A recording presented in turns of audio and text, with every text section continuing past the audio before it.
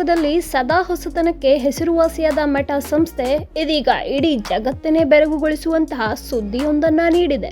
ಆಪಲ್ನ ಮಾಜಿ ಎಂಜಿನಿಯರ್ ಒಬ್ಬರನ್ನ ಬರೋಬ್ಬರಿ $200 ಮಿಲಿಯನ್ ಪ್ಯಾಕೇಜ್ಗೆ ನೇಮಿಸಿಕೊಳ್ಳುವ ಮೂಲಕ ಎಐ ರೇಸ್ನಲ್ಲಿ ತಾನು ಎಷ್ಟು ಗಂಭೀರವಾಗಿದೆ ಎಂಬುದನ್ನ ಮೆಟಾ ಸ್ಪಷ್ಟಪಡಿಸಿದೆ.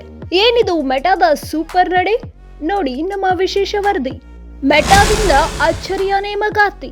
ಮಾಜಿ Apple engineer Ruoming Pang $200 million package. AI ಕ್ಷೇತ್ರದಲ್ಲಿ ತೀವ್ರ ಸ್ಪರ್ಧೆ.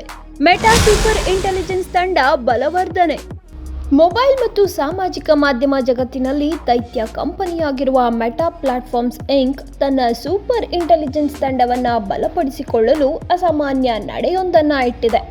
ಈಗಾಗಲೇ ಓಪನ್ ಎಐನಿಂದ ಕೆಲವಷ್ಟು ಉದ್ಯೋಗಿಗಳನ್ನು ತನ್ನ ತೆಕ್ಕೆಗೆ ತೆಗೆದುಕೊಂಡಿರುವ ಮೆಟಾ ಇದೀಗ ಮಾಜಿ ಆಪಲ್ ಎಂಜಿನಿಯರ್ ರೂಮಿಂಗ್ ಪಾಂಗ್ ಅವರನ್ನ $200 ಮಿಲಿಯನ್ ಹೆಚ್ಚಿನ ಭಾರಿ ಮೊತ್ತಕ್ಕೆ ನೇಮಿಸಿಕೊಳ್ಳಲು ಪ್ರಸ್ತಾಪ ನೀಡಿದೆ. ಇದು ಭಾರತೀಯ ಕರೆನ್ಸಿಯಲ್ಲಿ 1700 ಕೋಟಿ ರೂಪಾಯಿಗಳಿಗಿಂತಲೂ ಅಧಿಕವಾಗಿದ್ದು, ತಂತ್ರಜ್ಞಾನ ಕ್ಷೇತ್ರದಲ್ಲಿ ಇಂತಹ ಬೃಹತ್ ಪ್ಯಾಕೇಜ್ ಎಲ್ಲರ ಹುಬ್ಬೇರಿಸುವಂತೆ ಮಾಡಿದೆ. ಬ್ಲೂಮ್ಬರ್ಗ್ ಪ್ರಕಟಿಸಿದ ವರದಿಯ ಪ್ರಕಾರ ಕ್ಯೂಪರ್ಟಿನೋ ಮೂಲದ ಆಪಲ್ ಕಂಪನಿ ತನ್ನ ಟೀಮ್ ಲೀಡರ್ಗಳಿಗೆ ಇಂತಹ ಹೆಚ್ಚಿನ ವೇತನಗಳ ಆಫರ್ಗಳನ್ನು ನೀಡಲು ಈ ಹಿಂದೆ ಪ್ರಯತ್ನಿಸಲಿಲ್ಲ.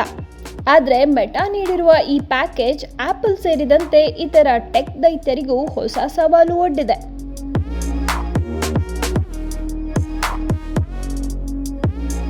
ರೂಮಿಂಗ್ ಪಾಂಗ್ ಅವರ ವೇತನ ಪ್ಯಾಕೇಜ್ ಮೆಟಾದ ಸೂಪರ್ ಇಂಟೆಲಿಜೆನ್ಸ್ ತಂಡದ ಇತರ ಸದಸ್ಯರ ವೇತನಕ್ಕೂ ಸಮನಾಗಿದೆ ಎಂದು ಹೇಳಲಾಗಿದೆ.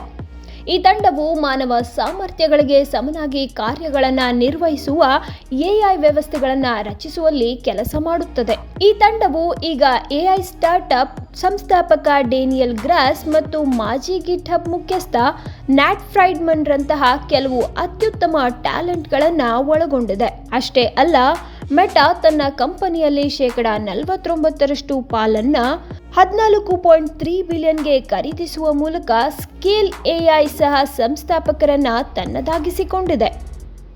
ಓಪನ್ ಎಐ ಮಾದರಿಗಳ ಸ್ಕೇಲಿಂಗ್ನಲ್ಲಿ ಪ್ರಮುಖ ಪಾತ್ರ ವಹಿಸಿದ ಟ್ರಾಪಿಟ್ ಬನ್ಸಾಲ್ ಅವರನ್ನು ಮೆಟಾ ನೇಮಿಸಿಕೊಂಡಿದೆ.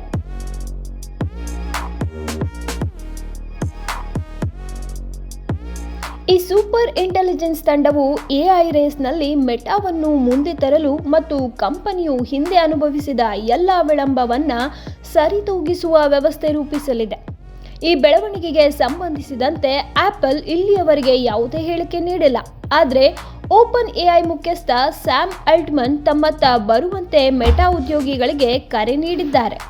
ಈ ನಡುವೆ ಈ ಹೊಸ ತಂಡದೊಂದಿಗೆ ಮೆಟಾದ ಸೂಪರ್ ಇಂಟೆಲಿಜೆನ್ಸ್ ತಂಡವನ್ನು ಅಧಿಕೃತವಾಗಿ ಘೋಷಿಸಲಾಗುತ್ತದೆಯೇ ಅಥವಾ ಇನ್ನಷ್ಟು ವಿಸ್ತಾರ ತಂಡ ರಚನೆ ಆಗುತ್ತದೆಯೇ ಎನ್ನುವುದು ತಂತ್ರಜ್ಞಾನ ಕ್ಷೇತ್ರದಲ್ಲಿ ಕುತೂಹಲಕ್ಕೆ ಕಾರಣವಾಗಿದೆ. ಒಟ್ಟಾರೆ ಮೆಟಾದ ಈ ಹೈ ಪ್ರೊಫೈಲ್ ನೇಮಕಾತಿಗಳು ಮತ್ತು ದೊಡ್ಡ ಮೊತ್ತದ ಪ್ಯಾಕೇಜ್ಗಳು ಎಐ ಕ್ಷೇತ್ರದಲ್ಲಿನ ಸ್ಪರ್ಧೆ ಎಷ್ಟು ತೀವ್ರವಾಗಿದೆ ಎಂಬುದಕ್ಕೆ ಸಾಕ್ಷೀಕರಿಸಿದೆ. ಭವಿಷ್ಯದ ತಂತ್ರಜ್ಞಾನದ ಓಟದಲ್ಲಿ ಯಾರು ಮುಂಚೂಣಿಗೆ ಬರಲಿದ್ದಾರೆ ಎಂಬುದನ್ನು ಕಾದು ನೋಡಬೇಕಿದೆ.